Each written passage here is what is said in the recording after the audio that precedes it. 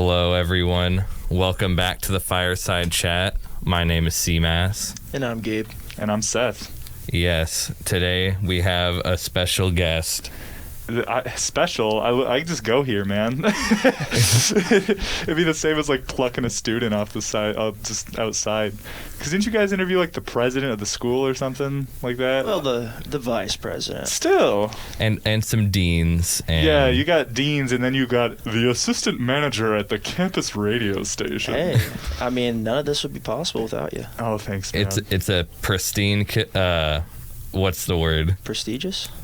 Prestigious position. The assistant manager at KLCZ FM. Oh, man. I'm saying, dude, this is when I walk in here and I see you on this computer, I'm thinking, man, Seth Tidwell means business. We got to get this guy on the Fireside Chat. Yeah, for sure. I definitely mean business when I'm in here telling corny jokes and doing pirate voices with C-Mass over the air. I like what you just said just now. Yeah, the pirate thing? Yeah, that was awesome. Poor James. No, he loved it. James actually loved it because James is our IT guy. He kind of runs actually runs the station because he knows how to do all the machines. But yeah, he's a legend. He can take over our computer screens with like screen share. It's really funny because sometimes he'll be on there and he'll just your mouse will start moving around and you're like, what's it? It's haunted. And then he'll like open a sticky note and be like, hey, what's up? And start typing to you. It's pretty funny. But yeah, he left a sticky note on that PC that said pirate weather is the best weather. And I was like, all right. Yarg. Yeah, he was like, yeah, do more of that. I was like, okay. Hey, man. It was great. The people spoke. So, Pirates can pirate. Why don't you tell us a little about yourself? Oh boy. Well, as I said before, it's my job to do radio stuff here. I've been a student here at LC for too many years. LC isn't bad. I've just been in school for too long. I'm a senior this year, though, hopefully graduating, so... Hopefully, yeah. If that all depends on if I pass all my classes, and that is always an if. But yeah, a little about myself, like things that I enjoy.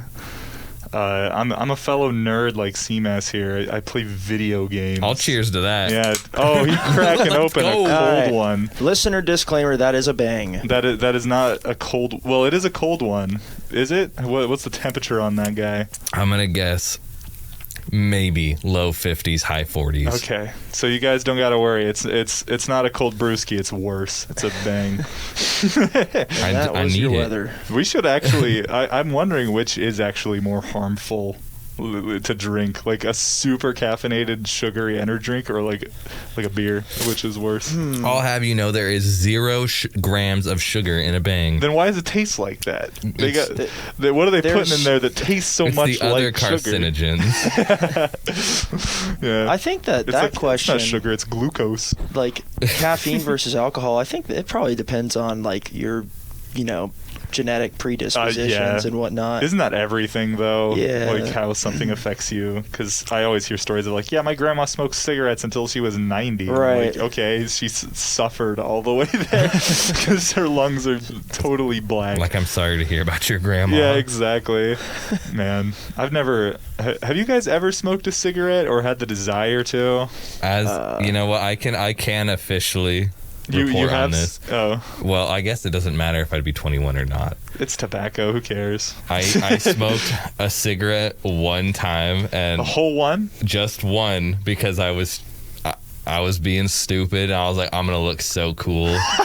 You watched Cowboy Bebop, and you're like, oh, dude, Cowboy Bebop is so good. It's my favorite show. Yeah, it was by like someone that was supposed to be like in charge of me, and they're all like, "Do you smoke?" I was like, not really. And he's like, well, do you want a cigarette? I was like, heck yeah, man. They were in charge of you? What do you mean? What's that mean? Can't disclose. They were like my supervisor. And I was like, of course, dude, of course I smoke. And then I smoked, and I was like coughing the whole time. This was pre-COVID. He's like, are you all right, dude? I was like, I'm just I got a little cold. I'm fine though. Were you like sucking it straight into your lungs, like thing up to the lips, and like? I can't even remember. If you did that, I'm sure you did cough. I did. It was like I was like coughing like. Ugh. you know, like, he's like, "Are you all right?" I'm like, "It's cold." Yeah. And it was terrible, and I never smoked again after that because I hated it so bad, and my mouth tasted like garbage. Yeah, dude. Yeah, I went through elementary school when they did the like say no to tobacco thing. They did not need to try as hard as they did. They were just like, "Oh yeah, it smells bad and it makes you smell bad, and then your teeth are yellow and then you die." And I'm like, "Oh, okay." Sequence. Yeah. And I'm like, okay, yeah, you convinced me. And then they did that for like 3 more times throughout my education. I'm like, no, you got me the first time. Like, I'm with you. You don't need to tell me again. Where can one learn this power? And then they made nicotine. Just smell bad and die. Then they made nicotine mango flavored. Oh. And it resurrected the entire tobacco industry. Thanks, Juul. Kids. This episode is not sponsored by Juul. Kids think cigarettes are disgusting. Ew, I would never put nicotine into my body. Tastes like mango. Oh, give me some of that. Yo. I saw a comment section on a place on the internet of people, like high schoolers, getting nostalgic over Juuling in high school. And I'm like, oh my God, I'm old. I'm so old. They're just like, oh man, taking a fresh crackle off of a mint pod in the morning. I'm like, oh my, that wasn't happening back in my day. I remember, when I was in high school, those e-cigs just came out. Yeah. And actually, I don't know if I'm allowed to tell some of these stories on there. Hey, man, but, what is it? There's a thing, statute of limitations. Yeah. It's like 1 year, right? Just don't say anything incriminating about yourself or anyone that's named. I think it's fair. I've heard that even if you do, if it's not provable, it doesn't matter. Oh, like it's crazy because this is like a form of art or something, so it doesn't matter what we say. Exactly. Like I've seen. Wait a minute. You see Netflix documentaries of like drug lords, and they're like making cocaine in this weird place in the jungle, and they have like an uncensored face. I know, dude. I'm like, how? Yeah. I don't think. If it's on video, I don't think that's like proof. Just like because you could just say that it's fake. They are straight up admitting they've murdered people and stuff. And it's just like, but it's hearsay until there's evidence. Right. But like graffiti documentaries as well, they'll just be like, yeah, I tagged that billboard like last year, and it's like they can't just go get you for it. I plead insanity. Yeah, I was crazy when they filmed that. Because people lie in videos all the time. And it's true. I'm lying right now. I'm lying currently about my name, my graduation date, my job. Just kidding. Who is Seth Tidwell? You'll never know. I don't know. Is that what this interview was about? Just to get intel on who I am? Thought I was like some kind of psyop that infiltrated the campus. He knows too much. Yeah, you gotta take me out now. He's on to us. I just noticed there's a big old like teepee out there. Yeah, I actually set that up this morning. Did you really? Yeah, it was me and the rest of the Hell's Canyon Institute and I didn't know you were in that. Yeah, it's awesome. And the Nez Perce language class, and we went and set that up today. My hands, hold on. I think you might actually be able to see. Oh no, I got the sliver out. I had a sliver on here. Slivers suck. And I was going to show you guys to prove it, but you're just going to take my word for it. Isn't it weird that there's like a process in your body that just like, if there's something embedded in you that's not supposed to be there, it slowly gets pushed out? Oh, dude, yeah. Like slivers because they could just stay in there. Like you could just have wood in you, but like yeah, it's crazy. Your skin knows if there's a foreign object that's not supposed to be there, and it's just like and just over a certain amount of time pushes it out. It's interesting, because like it's. I'm pretty sure it's part of an immune response. Yeah. And like normally your immune system is working against like cells, microscopic, things, and then you get like this. Relatively enormous thing, and like it's just like calling in the whole army to come take it out. It's awesome. Thank you, body, for pushing out all of those slivers, so I'm not like 1% wood. But have you ever had a metal sliver? I have not. Dude, yes. Pain. I believe you. Yeah, man. When you start playing like if you've played a guitar for too long and your strings get like worn out, they'll start like basically like when you slide your finger down the fretboard, the string like it starts like it's almost like layered. Yeah. And it starts just sliding with you, and like they'll just be like one time I got this massive like metal, I think it's made out of nickel. It just went into my finger, dude, and it was stuck there for like weeks. I couldn't play, and it was so painful, man. That sucks. You don't have to get like surgery or anything for that, dude. No, I just called in the reinforcements, the white blood cells and whatnot. Yeah, and they did it for you. Oh yeah. There you go. Yeah, I've never gotten a metal splinter. It's bad. I never want to. How do you even get that besides a guitar? Welding, guitars, sure. loose pieces of metal, like when you just rubbing around. Have either of y'all seen Hot Rod? Yeah, of course. Yeah, what? That scene where the dude's Classic. like, I forget what he's like. He's like cutting that thing and he gets like a chunk of metal in his head. He's like welding and a piece of metal flies off into his forehead. I'm pretty sure he was on acid. Yeah, dude, I was frying balls on acid. That sounds like a nightmare. That's one of the reasons psychedelics has been scary, just in my brain. It's like, what about the people that do that and then get like injured? Like, you wouldn't be able to process that correctly at all. This is scary, dude. I've seen it. I know people, and they ran through a bullet. They were immune. Yeah, I know people who thought they could fly. And and then they couldn't. Yeah. But on the other token, I know people who've done it and their lives have been profoundly changed for the better. It's that double-sided coin. Yeah, I think it's just something that calls for more research and. Research mushrooms. See what's up. What color are they? They probably know that already, actually. Red? Is it red? Is it red? Are they blue? I would just imagine that's like gotta be the worst thing ever. Get like a cut on your hand. It's like, oh, it's God. Yeah, there's God right there in my hand. Funny, just carrying around portobello mushrooms in a little Ziploc bag, like tucked away in a sketchy place somewhere. Wait, they can't mold, can they? Yeah, well, what they do, because it's already fungus. Can fungus grow on fungus? I shouldn't know this, but I do. Not even necessarily psychedelic mushrooms. No. I left mushrooms in my fridge. Yeah. And what happens is, so they're hard and kind of firm. They break down into mushier versions of themselves and get covered in like a black slime and like a black puddle. It's disgusting. I'm sure that's a delicacy somewhere. Probably. I don't want to meet those people then, is that how mushrooms like stay alive? They just turn into black goo and then like form somewhere in the dirt? Well, it's too cold for it to live in the fridge, so I'm sure it's just like dying. What's that, like studying mushrooms, like mycology or something? Yeah, I think so. I've had friends that have been into that. Like they have the little knives to break it apart and like see. I think Cameron was into that for a little bit. Dude, fungus, or I don't know the proper terminology, but dude, that stuff's cool, man. It is. Like it's alien. It's crazy, man, because like. From what there's like this theory, and I'm pretty sure it's been proven that like trees, like underground below us, right, as we speak, there are like trees talking to each other, and it's like, okay, hear me out here. I know, I sound crazy right here. This is a hot take, but no, like from what I've been told, like there's like fungi networks underground that connect trees to each other and like with the root systems. Okay. And through it like it's like an information sending. It's like the internet or something like that. That's like crazy. It is crazy because like the timber net. The timber net, bro. Wow. I like that because I know that like they do have some form of communication. Like plants, they do emit like.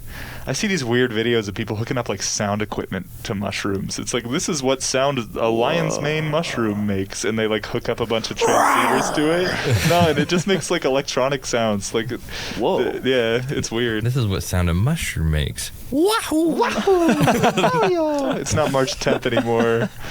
March 10th was Mario Day. I saw everyone posting on Twitter about Mario, and I didn't understand why, but it's because it was March 10th. It's just another one of those like little nerd holidays, like May 4th. Yeah, less nerdy than May 4th. I think I'd be more likely to celebrate Mario Day than May the 4th be with you, because let's just mainstream. Saying that out loud makes me want to shove myself into a locker, if that makes sense. I understand. Wow, Seth, you're a bully. Yeah, only to myself though. I would never shove anyone else in a locker. How do you shove yourself in a locker? You just hop in there. I'm trying to imagine this like battle. Like, because you have to resist, or you're not shoving yourself. I would throw myself against the locker door a couple times first, just like. Did anyone at your high schools ever get put in a locker? Yes. Really? Yes. What movie was it called that was filmed? No, my friend Sean, he used to be really, really short, like comparatively, and our lockers are way bigger than they need to be. They're not split in two. They're just they're just tall boys. Okay. Yeah, setting up an infrastructure for bullying. That really is. Yeah, that's really what happened. One of the kids just was like, "Sorry, get in," and he's like, "Darn," and they just pushed him in, shut the door, and then it was a done deal. Yeah. That's environmental bullying right there. It really wasn't that bad. He was like, he more or less volunteered to get shoved in. He's like, I'm curious, and you're going to do it anyway, so I'll just get in, I guess. While we're going down the list of high school bullying tropes, did anybody that you know of get a swirly? And do you know what a swirly is? Man. I don't think anyone Not in high school. They just like in fought each other. In middle school, yes. They just punched each other at my school. They weren't like putting people's faces in toilets and like shoving them in lockers. I don't know what's going on in these movies. I mean, there were plenty of wedgies, but I don't know about swirlies. I don't think I've ever seen a wedgie in real life past the age of like 7. I think so. I have seen some pretty bad bullying, and I hate bullying personally. It's honestly just a terrible thing. This episode not sponsored by bullying. Right. I remember we had this conversation with Dr. Hansen about like bullying. It seemed like from the stories he was telling, it sounded like he was like his back in his day. It sounded like bullying was like hardcore. Oh yeah, very different. And deal. I think that the age we live in now, like we're starting to evolve to this like kind of mindset where we have a better sense of empathy, I think, like collectively, and I think that the internet plays a big role in that by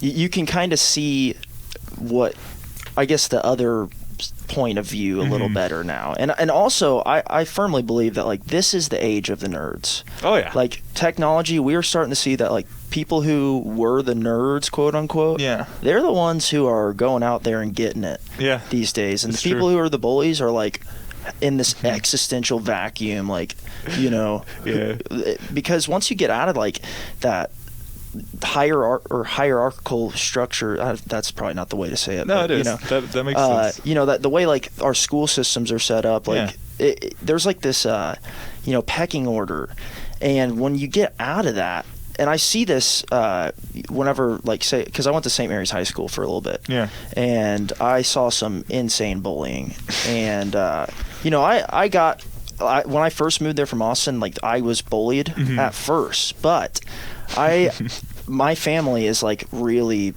like they're like basically the mob up there. Yeah. And when they found out that who my grandpa was and my uncle was, I was just like, yeah, y'all shouldn't do this. Yeah. Like, don't do this. Yeah. And so then no one messed with me. But I saw some really, really crappy stuff. Yeah, and I think that now, looking back on it, now that I'm 24, and I see that like the people who used to engage in these activities, where they're at now. Yeah, it's always fun to look back.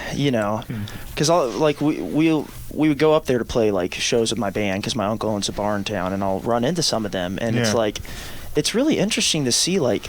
I don't know what it is, but it seems like a lot of them had like an ego death after they got out of that hierarchy, that pecking order. It's called peaking in high school. Yeah, all the bullies do it. Yeah, and all I the think rage that's a really tough thing to realize, because I think that when you get out of that, you start to see the damage that you did. Yeah, exactly. And I just hope that as we move forward as a society, we start kind of having a little bit more empathy for. Do you think the anti-bullying programs did anything, though? Dude, honestly, I don't think they did. I think that some of them kind of propagated it a little bit more. Yeah, it made it like a joke. Like, it was like, oh, bullying, I didn't know that was a thing. Right, yeah. And then, like, you see these videos of, like, these kids getting like shoved in lockers, and like as a bully you're like, man, that's great material right is that here. What they're doing over in the East? I gotta up my game. Right. All I've been doing is punching people. Calling them sissies. I kind of wish. Okay, wait, hold on a sec. Hold on. Just hear me out. You haven't said it yet, so I would have rathered our school had regular bullying, and not weird bullying. I can't say it. I can't legally repeat what happened at our school frequently, but what? Are you under like an oath? They made you sign something? The KMEI Creed. I What's that called when you sign a thing that says don't talk about this? There's a word for it. I don't know. Confidentiality. Confidentiality promise. I'll just leave it at grabbing. I'll just say grabbing. Yeah. I'll just say that. Oh. Yeah. It was real bad. I'm sure. Yeah. Man. At our school. High schoolers are little monsters. It was terrible. We had cops. We had all kinds of stuff, and it was only the boys that were doing it. Oh, just so everyone knows. And it was not good at all. Like it was running rampant through our school for like 3 years. Jeez. I still think it's happening. I'm not entirely sure. I mean, it's always happening. But there was like serious injuries. There was like cops that came. There was like a ton. There were a bunch of people that ended up getting like suspended for it. Yeah, and they just kept doing it. Pantsing? Yeah, pantsing got really popular for one semester. Oh my goodness. In terms of bullying, it's like not physically harmful, but it's just the embarrassment factor. Until they're commando. If you get someone who's going commando, because sometimes you don't know, and I witnessed this happen. That very quickly goes from a joke commando to a crime. Yeah. Well, it's still a crime, but a less funny crime. Some crimes are funny. Write that down in your journals. Tell your parents. Don't. Wait a minute. Cut the part. I'm kidding. All right, cut this out. Cut it out. Cut it out. No. They're going to arrest me for saying crime's funny. What's the funniest crime? That's a great question. Larcen? Remind me. I don't know. It just sounds like arson, but it's different. Larceny? Is it grand larcen? What is that? That's a financial crime, isn't it? No. Let's Jamie. Where are you? Jamie, pull the clip. Pull this up. Hold on. Can I minimize it? All right. We looked it up. Sorry, it cut out while we were doing it, but I looked it up, and it's apparently just stealing someone's personal property, which isn't that funny. Stealing personal property is not as funny as stealing public property. Like when someone steals a like miles per hour sign, that's like obviously dangerous because then people don't know how fast to go. But it's more funny than like, oh, my bike, like it like affects you, you know. It's like, I can't believe someone stole my bike. Speaking of. Someone committed larceny against me about a month ago. Sweet. They took the Bluetooth speaker out of my car and nothing else. No, you told me about that. And nothing else. That's so weird. Why? It is funny when you hear that's when theft is funny, is when you hear stories of people that have like really expensive stuff and they steal they just steal like a box and run out and it's full of like Paw Patrol toys or something. It's like, dang it.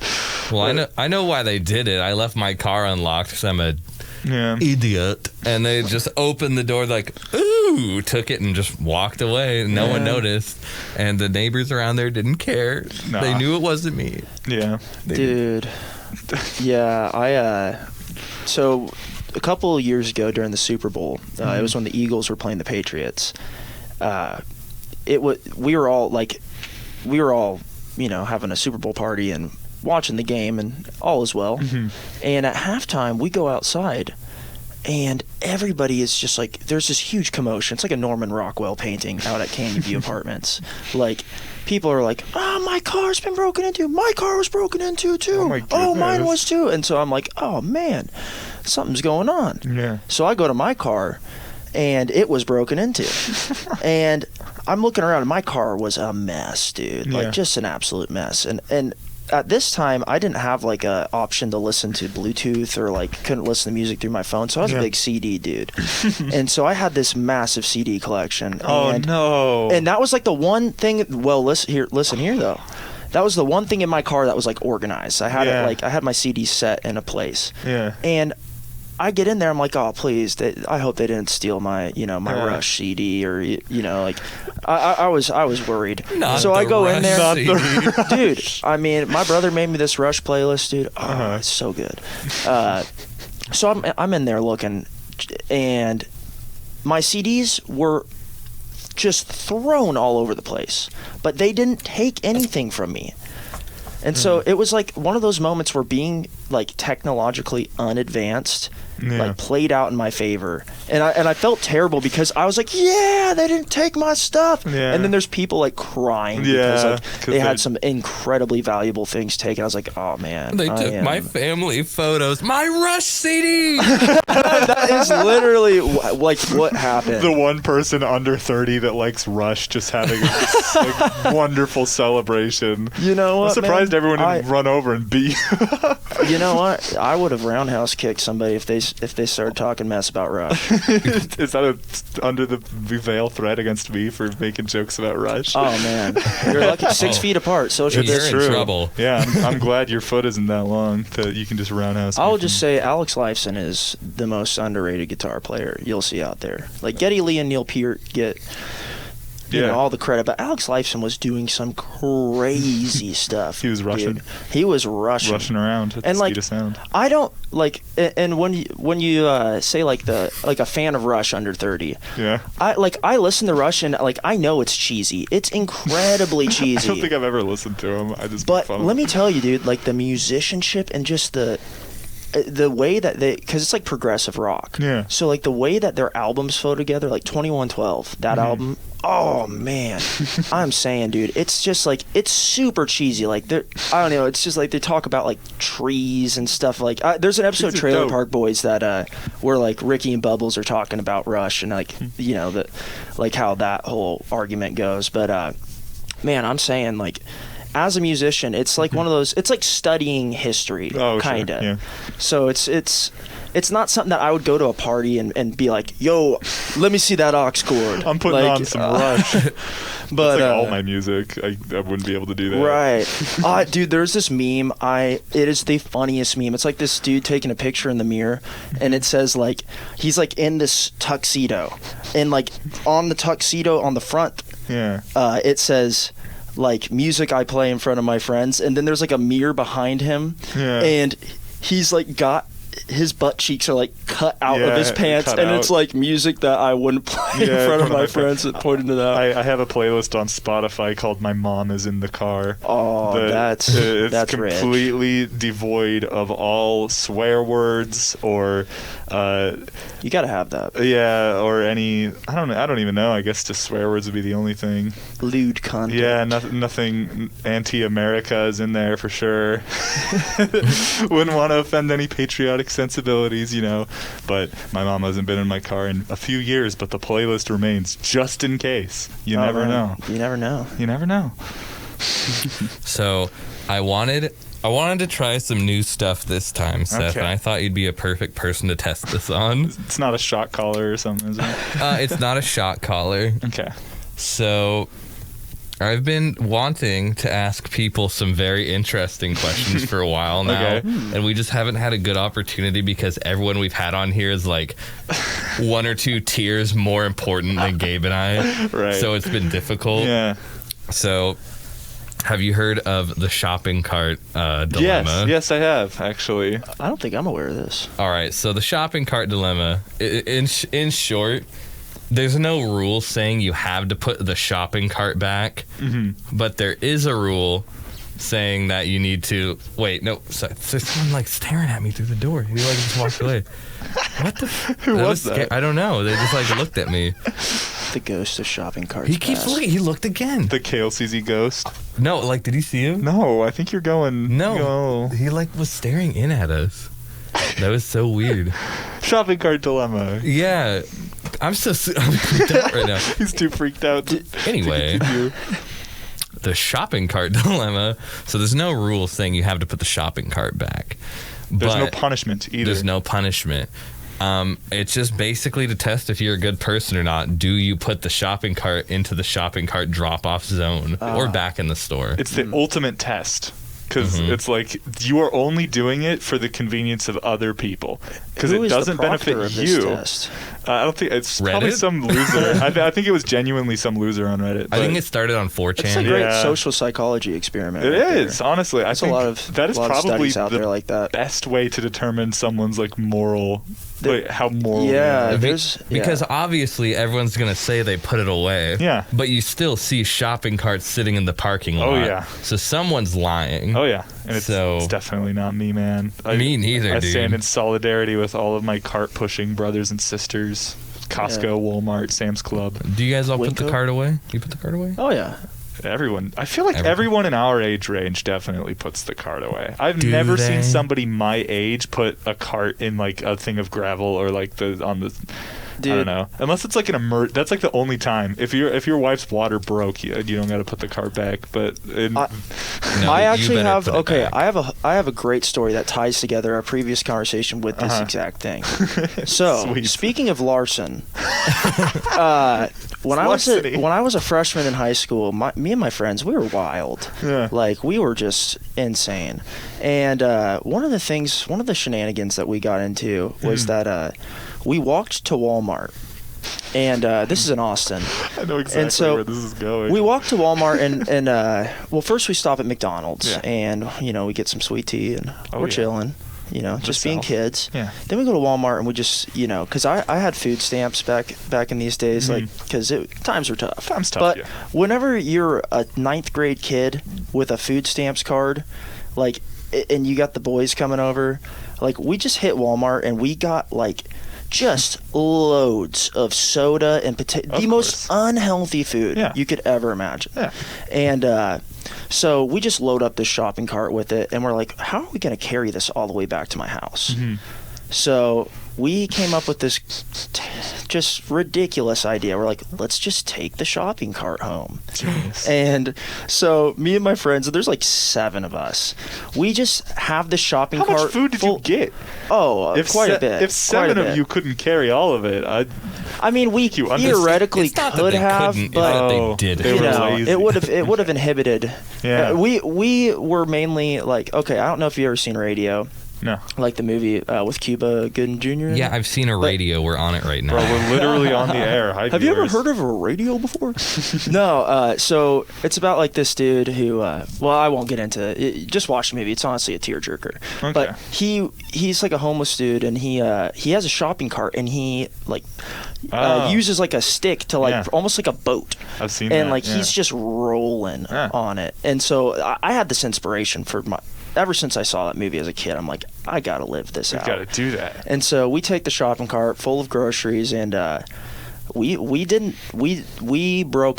went on a completely different route of the shopping cart dilemma. Not only did we not put it back in the thing, we took it home and we rode it home. Yeah. Like we were all taking turns, and on this busy street, we should have died. Yeah. Like I remember at one point we felt like, because there's like a what do you call it? The bank, like where you can fall off. Yeah. So that's not what it's. The canal. The canal. There's just people like a gondolier or something in Venice, like like canals. No. You're talking about the thing like off a drain the side, ditch. Yeah, the ditches. Yeah. Oh, like the little concrete ones, not the big old like you could drive a car through it ones. Yeah. Okay. Yeah. So, anyways, like.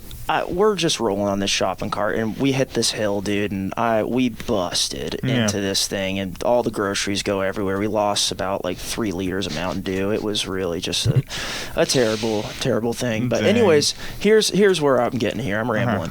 We get the shopping cart all the way home, and man, it was a joyride. Yeah. And my dad sees that we have this shopping cart, and we're just like, yeah, we got the shopping cart. We're going to have so much fun with this. Yeah. And my dad just tore me a new one. Yeah. He's like, I can't believe you stole this shopping cart.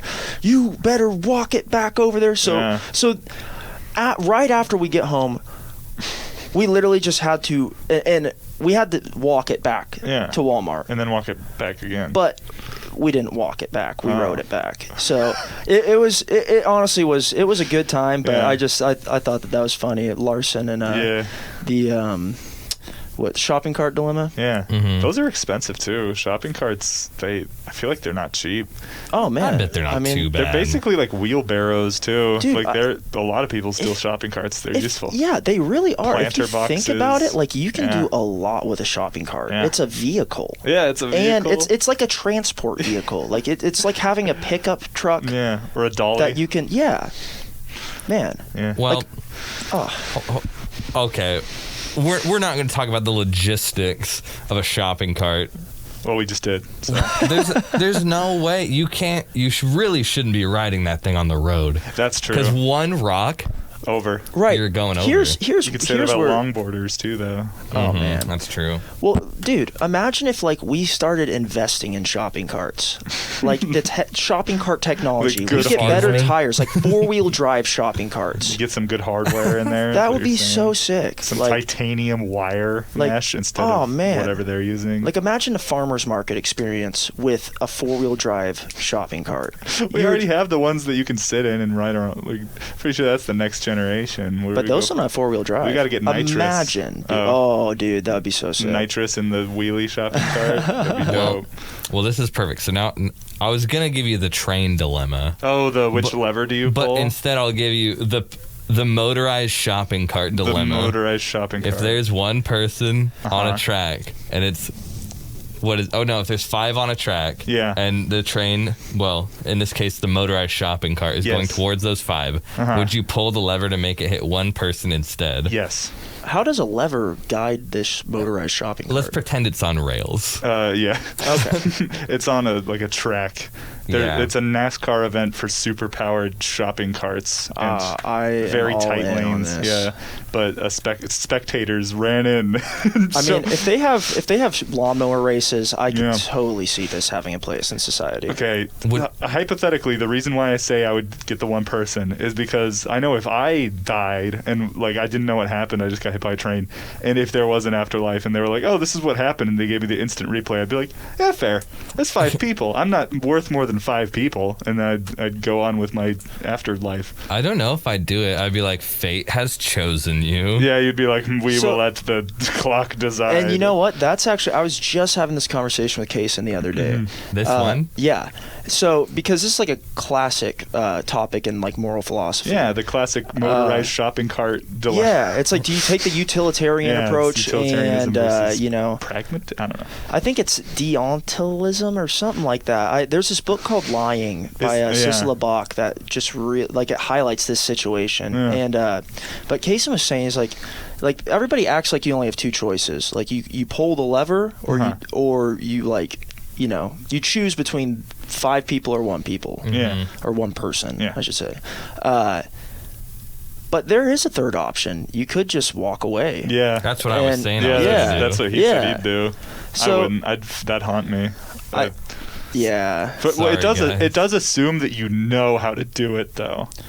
If it were like realistic, I'd be like, well, how do I work train? What it really but it's is, like a lever. How they work? There's a lever, but the lever has a lock on it, so you put the lock in and then move the lever. Yeah, is how it used to work. I'm sure it's all. Yeah, that sounds like because that's when that was situation before. That's when that was made. Like that's a very old and it changes. There's different versions of it. Like you're like on an overpass and there's a train coming and there's a fat man on top of the overpass with you, and there's 5 people that are like stuck on the rails, and you know that if you push that fat person with your hands in front of the train, it would stop it and save the 5 people. And in this scenario, like obviously logistics are stupid. Why are 5 people stuck on a railroad track? But a lot of people will say yes, Wild they would. West villain did it. Yeah, exactly. They're tied up. But Waluigi in the Wild West. But yeah, people would pull the lever because it's much more like impersonal. It's like but if you're physically like murdering somebody to save other people, it completely changes how people view. Would you be held accountable for that? If you put, for sure. Well, if you pushed, what happens? Like, you stop a train, but it's like if you stop a train, like you're gonna derail a train, and you're probably gonna have an even worse I just change that one. I think that you would not only kill the fat person, but you'd kill everybody, the bystanders, including yourself. Yeah, it's like we did it, Patrick. We saved the city, and there's just a tipped over train on the highway. 42 car pile crashed into the overpass, destroyed it. We saved the city. We did it. I did the utilitarian approach. I don't think I would do anything. I'd be like, if I knew that pulling the lever did what I thought it would, I would do it. But at the same time, I don't think I'd push the fat person because that's just a little more personal. Which, honestly, like, morally and, like, logically, that doesn't make sense that I would do one and not the other. But at some point, my human feelings come into it, and there is a big difference between hands on a lever and hands on a big sweaty back in terms of, like, what you're doing there. But Man, Thomas the Tank Engine would have been a lot more interesting. I'd push a fat person in front of Thomas.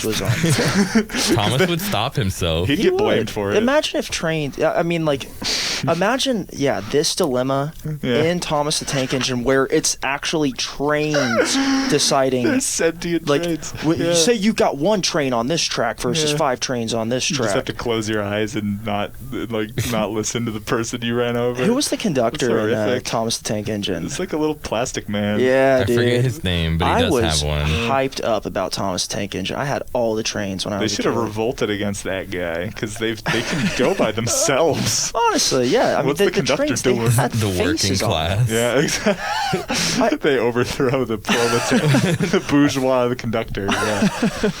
Oh man, I wouldn't have had any Thomas the Tank Engine if that was the storyline. I just still don't get we personified these trains, but and that's okay, I like that concept, but then you throw a human into the mix, and then it's instantly what's Black going Mirror on here? Yeah. What is going on here? These trains have human faces. Yeah.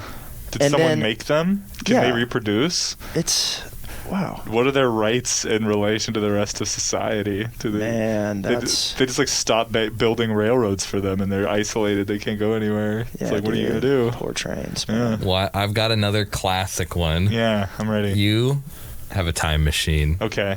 I think you know where I'm going. Am I killing Hitler or not? Yes. Didn't we talk about this? What? Was that me and you? Oh no, it was Kaysen. Why you're bringing up these conversations I've been having with Kaysen? This is so these are strange. pretty common conversation topics if you get to weird stuff. But I don't think I would personally, because there's no. Hear it here first. You heard folks. it here first. I'm very anti-fascist, and I would want to, but there's no telling what would happen if I did that, because it could just be worse. There is no telling that somebody worse than Hitler would have stepped into power and done something even worse. There's no telling.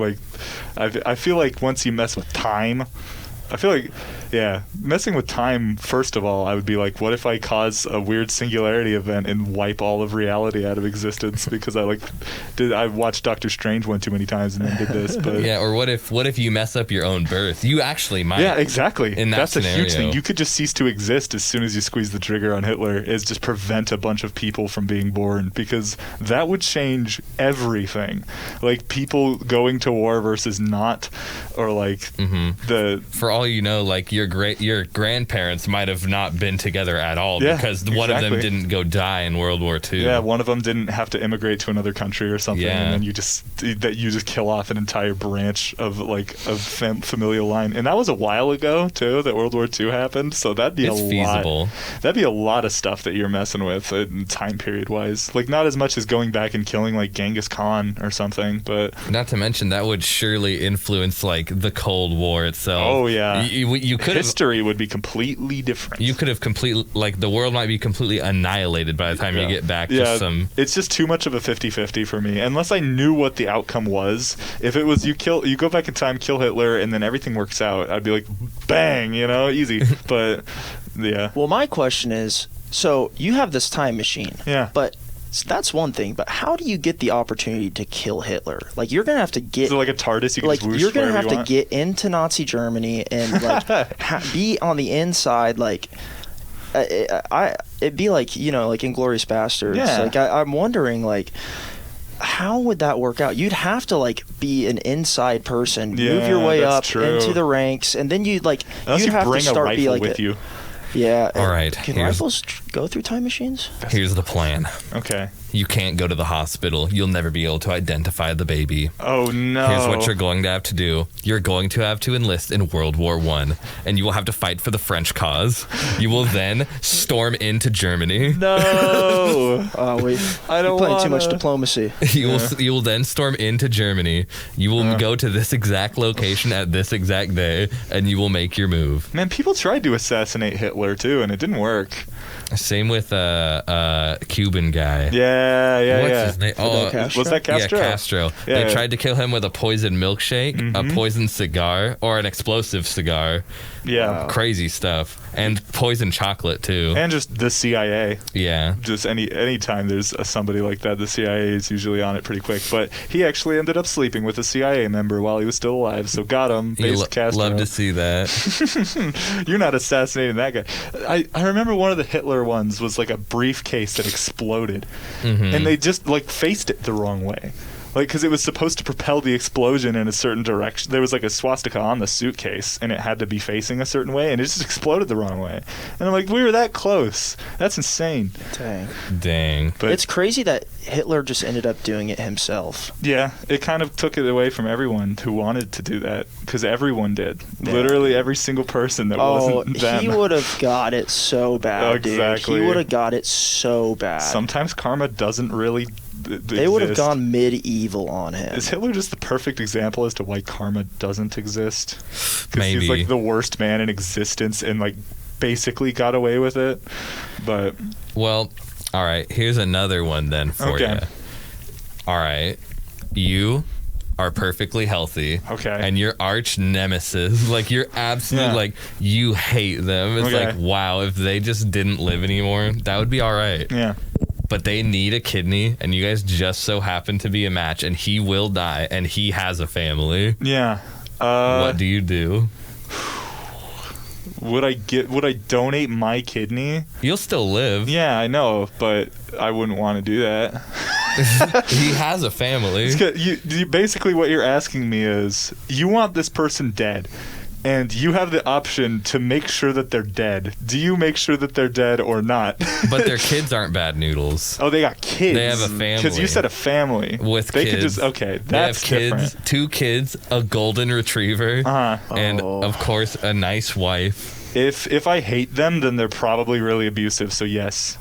If they were worse than the U.S. foster care system, which you'd have to be pretty bad, then yes. But if they were not as bad as the U.S. foster care system, then I would. Let's just say it was like a bully who just bullied you like beyond recognition. Yeah. Like they're not abusive to anyone but me. Oh man. And he just calls you up. He's like, I know what I've done was bad, but if you don't do this, I'm going to have children without a father. Yeah, if he's willing to call me and like ask, I'd probably be like fine. But fine. Yeah. But I want money. I might do that. Yeah. Extortion. Yeah, exactly. You'd get good boy points for that for sure. But yeah, it depends on how. Yeah, I had to know the range of how hateable he is. Like, is he like a killer? Like, not a killer. Yeah, their context plays a big role. It does. In this he hasn't committed any crimes other than being jackwagon to you. Just to you. No, that's the part that hurts though. No one else. He wasn't just like a prolific bully, and you could just talk to. It's like, oh, I got bullied by JJ the other day. It's like, no, just you. Just harasses only you. Yeah, I probably would do that. You can't really know unless you're in the situation. Right. But me sitting in a radio station with no consequence, I'll say yeah. Yeah, that's a tough one. I got one for you, C-Mass. Oh. Teleportation exists, but the technology is basically, it's not your body that's being transported from one place to another. They just make a copy of you that's the exact same physically in every way and move your brain into the other body. So it's still you. So you could travel, basically they kill you, and it makes you transport to anywhere you want. So transported consciousness. Yeah, your consciousness. But that body, like, it's a perfect replica, but it's not you. Where do these bodies go? The ones that die, I think they just like throw them in a pile or something. Oh my god! I don't know. Because if teleportation did exist recently, it's a lot easier to transport like your brain than it is your entire body. So would you do that? Would you ever teleport? Man, is it easy to transport a brain? You have to go through the spinal cord. More easy than body. Yeah, more easy than all of you, than like your entire matter. I feel like uploading your brain. Oh, okay. Because but your brain extends because your nervous system. You got your central nervous system, and then you got your peripheral nervous system, where your spinal cord comes out, and then you got your nerve stretching out. So you'd have to transport. Unless you could find a way to just fuse have the perfect fusion of in this scenario, it's like plugging in a USB to a computer. It's just like, boop, you're in there. what's the success rate? Oh, that would play. And where are you trying to teleport to? Where are you trying to? I don't know. Care. Wherever. Yeah. It's not a specific Grandma's? point. Yeah, it'd be cheaper than flying. That'd be so crazy. You just like go to the airport and it's like you just go through the security check and then like when you're done you just die. Yeah. Like imagine being like the TSA in that situation where like people are like teleporting and then like they just like your job's to throw them in the pile. Yeah, exactly. Like, what the? What? I thought I was gonna be like checking bags. It's like they're not really dead. Think of it as they never lived at all. Yeah, exactly. It's definitely not like an original idea, but I've always thought that'd be a fun idea for like a book or a TV show. Absolutely. I just need to know the odds. Yeah. Like if they're not 100%, it's probably going to be a no. Because what we've built up is that it's like a realized means of travel to the public. It's not just like weird experimental Russian thing. It's like, if it's 100%, then I'm like, sure. But if it's like there is a small 10% chance that you will die instantly and never come back. You wouldn't know though. You just die. Well, if I knew that, I'd be like, no, I'm not going to get in that. Are you kidding me? I'd do it. If it was like 1% dying or buy a plane ticket, easy. I'll take the teleportation machine that kills me. How do you get like is there just like a warehouse for new bodies? Like I like thinking that it just prints you a new one basically. Whoa. Like they have printers that can print bio like material and like they can print flesh. Yeah, then it makes no difference. This is exactly. a vessel for my consciousness. Exactly, so. Since you are your brain, it doesn't even matter if they put you in the wrong body. It's still you. Now, an interesting thing though is that a breakdown, but like you would have to be able to be put into a body that was. Because your nervous system, like I was saying, like if you look at, here's a good example. Guys, I've made a crucial error. I have accidentally pressed the key, which caused it to pause with my elbow. For the second time. The second time. We're paused again. Well, now we're good. Yeah. All right. So anyway. Talk about teleportation. I don't remember what exactly we were talking about. Oh, okay. Your nervous system. You were saying something about your nervous system. Yeah. So, there's this... basically, you got your brain, right? And that does a lot of stuff. I mean, a lot of stuff. Mm-hmm. But you also have, and this is kind of recently found that there is a second network that is like just as significant to your brain that plays a huge role in cognition, and it's in your gut. What? Like, I'm not even kidding you. What is it? So you have one of your cranial nerves, the vagus nerve. Okay. It kind of controls. Does it go down? Yeah, it goes into your gut. It goes down. It goes down. It goes down. It don't go down. Well, it's really interesting, like because it kind of plays like it's like the pathway between your what they call your gut brain to your head brain, and it like because have you ever heard about gut microbiomes and stuff? Yeah. Mm-hmm. So like there's a huge like role that it plays in serotonin. What? And like the way serotonin works in your body. Yeah. And so like what you eat and stuff, that's why like eating processed foods and all that stuff is like so bad, or not. It's one of the reasons why. It's like it not only is bad for your body, but it's bad for your brain because it's like it gives the there's like a plexus of nerves in there, and it plays a huge role in your cognition and your mood stability and all that stuff. And it's really interesting because you can cut the vagus nerve, and this gut system will function independently from your head brain. It's weird. So strange, man. Is that why they call it your gut brain? Because it can function. It's not just a thing being controlled. Like the network of neurons that are in there is like so vast. Dang. It's honestly just fascinating. Yeah. I used to be really good at A&P, and I could tell you more about it, but it's been like 3 years. But man, so I'm like, does eating food that's like lower, like processed, does it make you stupider then? Because why haven't I heard about this before? I think that too much McDonald's. Yeah, one McChicken, 1 IQ point. Right. Well, I think that it's like a carcinogen. Okay. So I think that maybe, I don't know about making you stupider, quote unquote, but I think that it's so I think that it drastically inhibits the potential that like you're functioning could live up to, like your bodily functioning.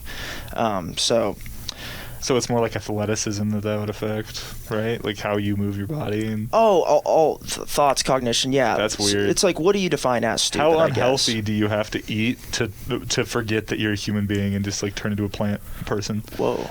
A plant person? Yeah, like the same level of cognition as a plant. Oh, man. 2 cabbages. I don't know. Dude, like 1 McChicken. At the end of the day, cabbage. like, you know, your body is going to, like, find a way to get the carbs, get the, you know, like, there's a whole system for that. But it's just, like, the efficiency of that process. Mm-hmm. So, like, I think it definitely plays a bigger role in, like, you know, the way your body moves, but all those, like, movements in your body are controlled by your brain. Yeah. Like, you know, you got your primary motor cortex and the sensory cortex and all that stuff. Like, it's just I don't know how we got down this rabbit hole. I feel like I just do not have the expertise to talk about this with full confidence. We need to get a biologist in here sometime. Just to call on whenever. I've got some ideas for that, and that's funny you mentioned that. We've been going for about an hour and 15 minutes here already. We are gaming. We're about done for.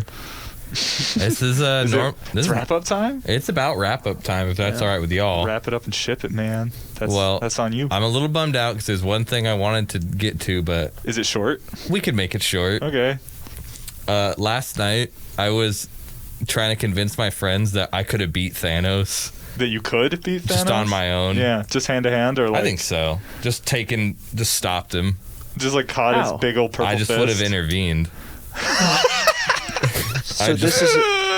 I'm just built different. This is the next moral dilemma. Would you stop Thanos? If you had the chance to go back in time to stop Thanos, would you do it? No. Well, everyone got brought back except like 2 idiots I don't care about. Of course I would have done it. Oh no, green girl go splat. Uh-oh.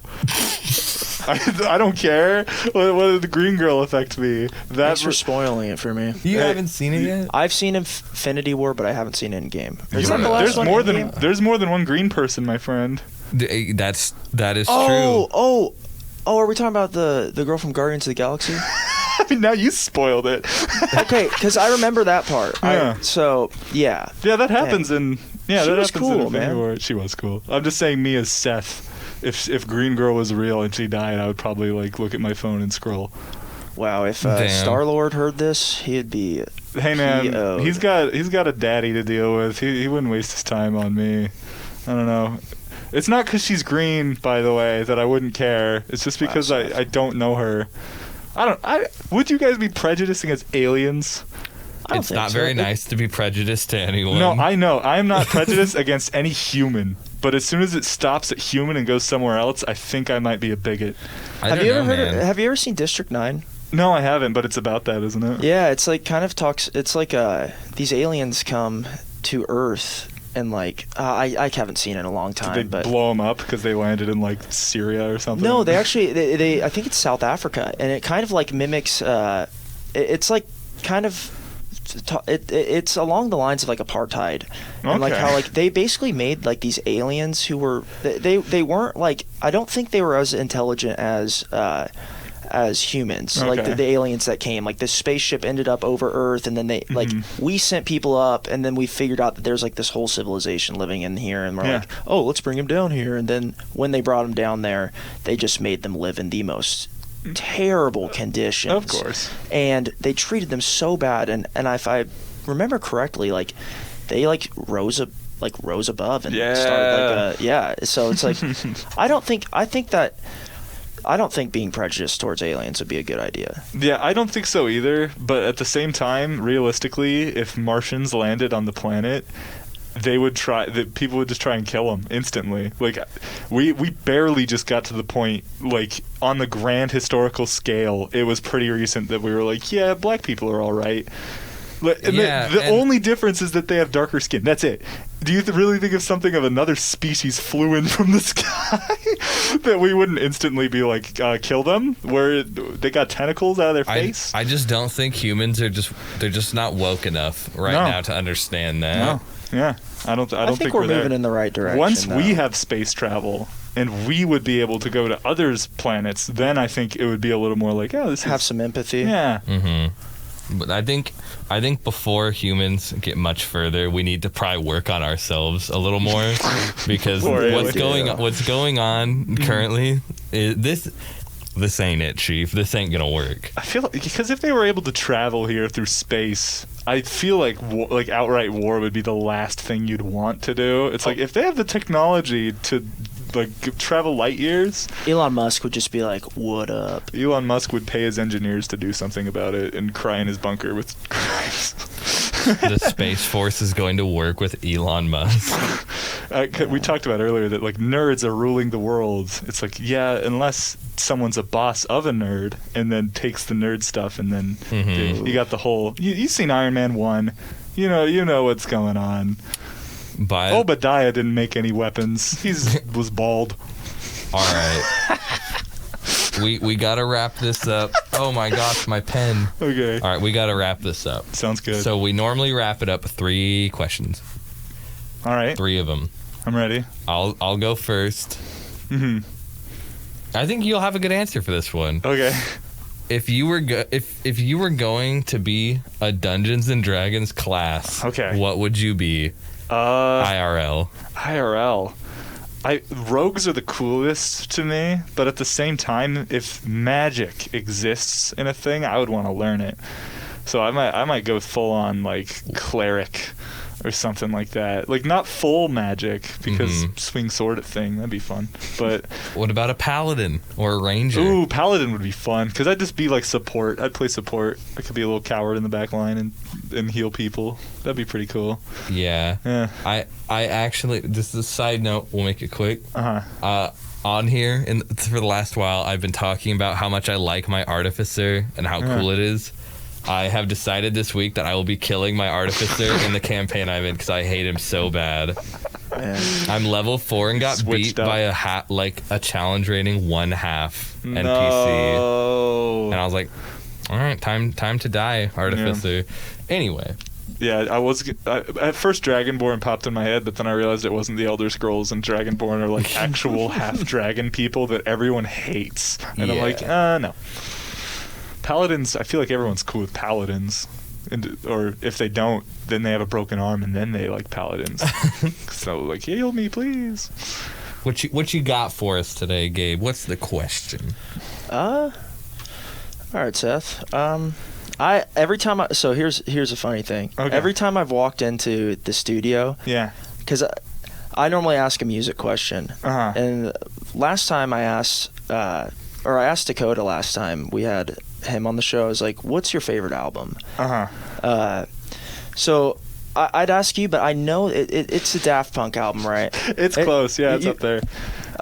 But let me revise it. Okay. In your current vibes of your life right now, what like music do you gravitate to? What's your refuge? Right now it's math rock and Midwest emo. Those two things are like probably most played genres, and those are really weird niche ones if you've never heard of them.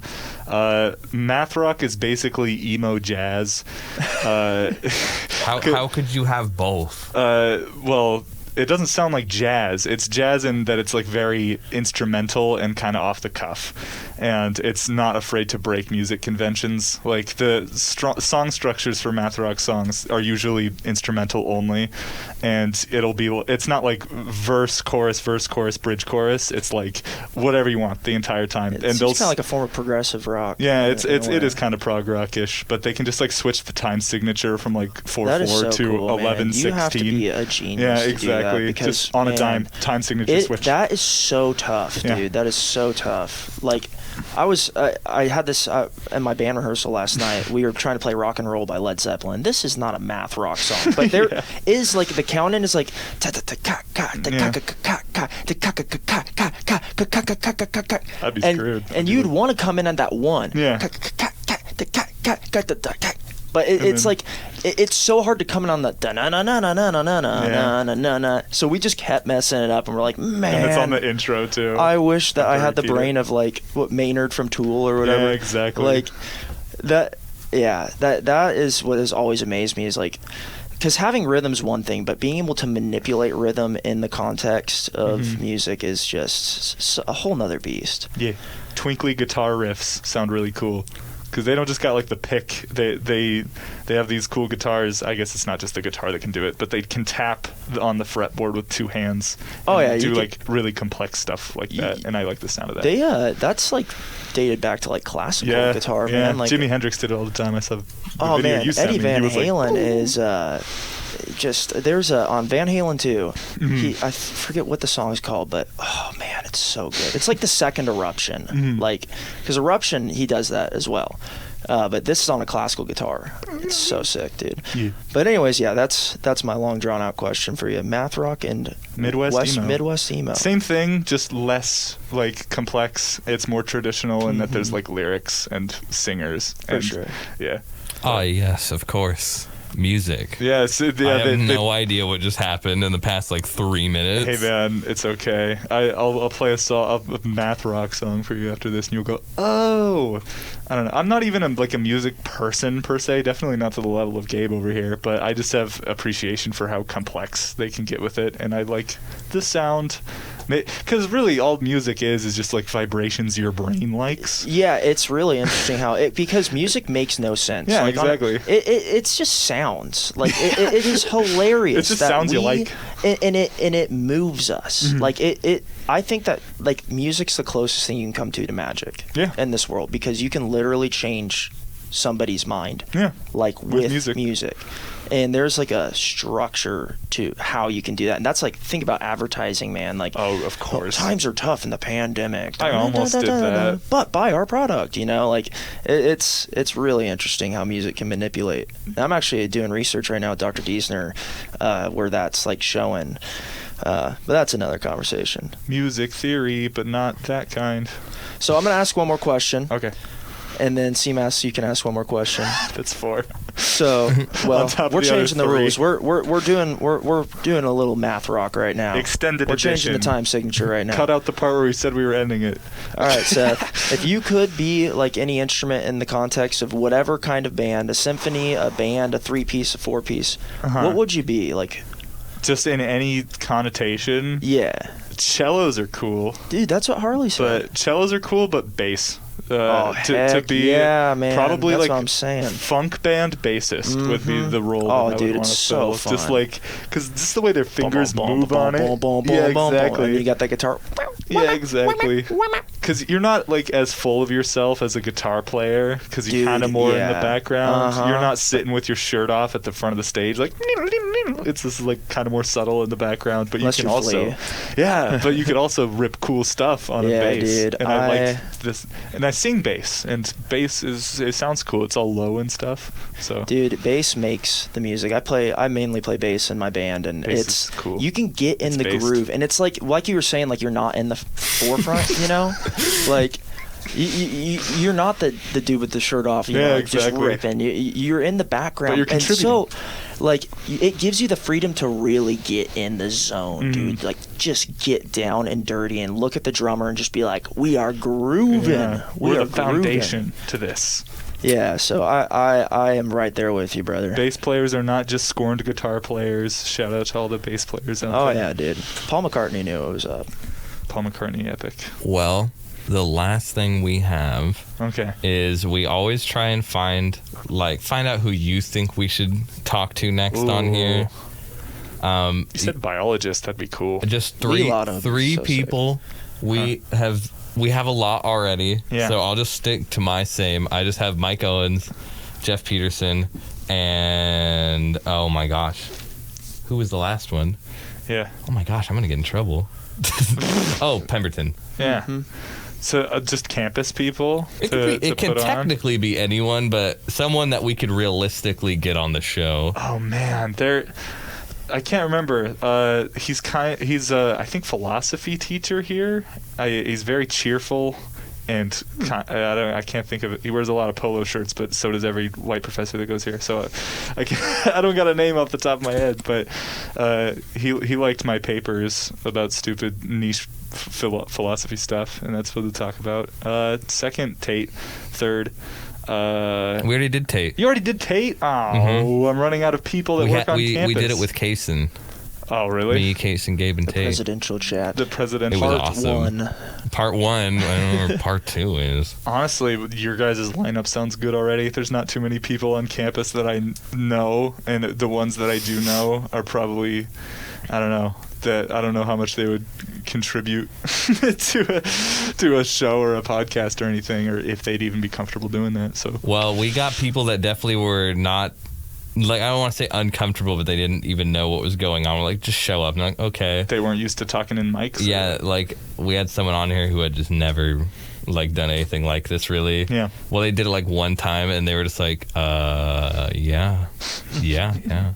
Same with Dak. He just didn't, he'd never done this before. He's like, you gotta I'm start Dak. somewhere, man. Yeah. You gotta start somewhere. Why not the Fireside Chat? I think just getting any hard science professor and giving them really weird questions, like if, like, the thing with the gut brain, it's just like, how long could a gut brain function on its own, and could you build like a lesser human functioning only off of a gut brain? Dude. And they'd be like, what? I'm going back to college now. Can I build a homunculus? Yeah. With just the gut brain. Step 1 to 20. How do you homunculus? I think that'd be fun. Not asking them like educated, like, oh, what's the latest development? This is like stupid.